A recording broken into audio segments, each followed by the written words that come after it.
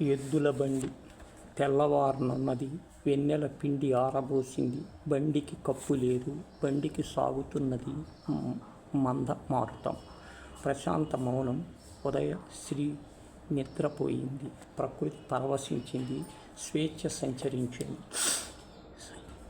అంటే ఏ లోకంలో ఉన్నాం? ఎద్దుల మువ్వలు గల్లుమన్నాయి. బండి నిలిచిపోయింది. మేము భూలోకము మీద దిగాం. బండి కదలలేదు. ముందర చూడండి. స్వరములో భయం. అటు ఇటు చూచాం.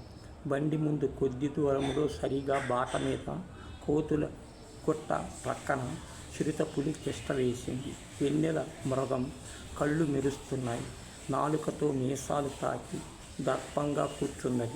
రాజసము వలకబోతున్నది. పులి ఎదుట పులి వాసనకు ఎద్దులు కదలలేదు. మేము బలహీనులం, నిస్సహాయులం. రాజ్యం పులిది, ఏమీ చెయ్యలేం. బెదిరిపోయాం. పాపను గుండెను హత్తుకొని తల్లి బలి అవుట, బిడ్డను రక్షించుకొని మనసులో భయపు చీకట్లు ముసురుతున్నాయి. అర్థం కావటం లేదు. దుఃఖం పొర్లిపోముట.